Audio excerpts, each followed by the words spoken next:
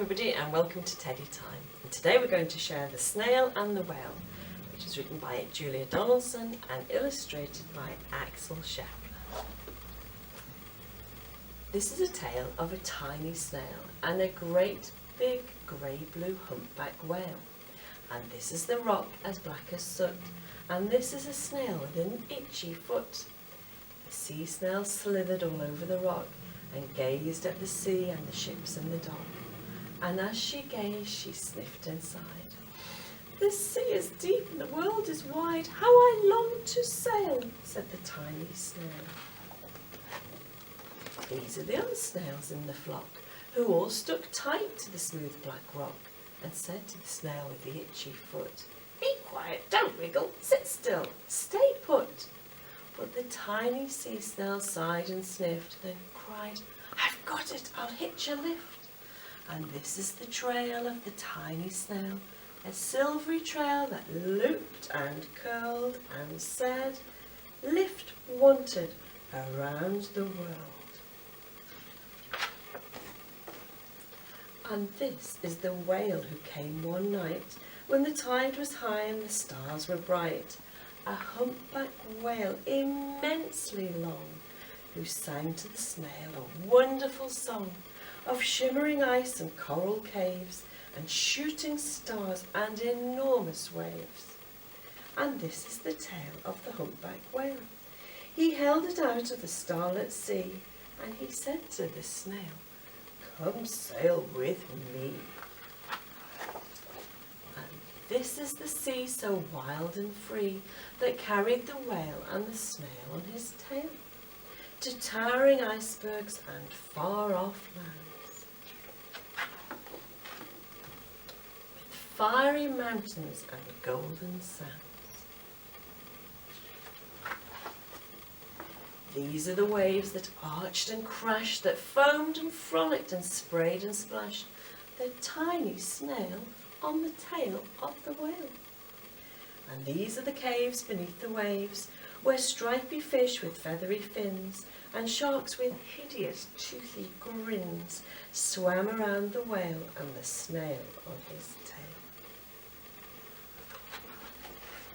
This is the sky so vast and high, sometimes sunny and blue and warm, sometimes filled with a thunderstorm, with zigzag lightning flashing and frightening the tiny snail on the tail of the whale.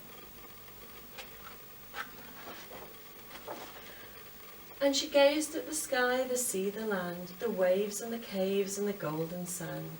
She gazed and gazed, amazed by it all, and she said to the whale, "I feel so small." But then came the day the whale lost his way.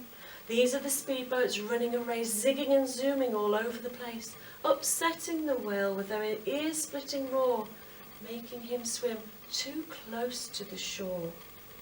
And this is the tide slipping away.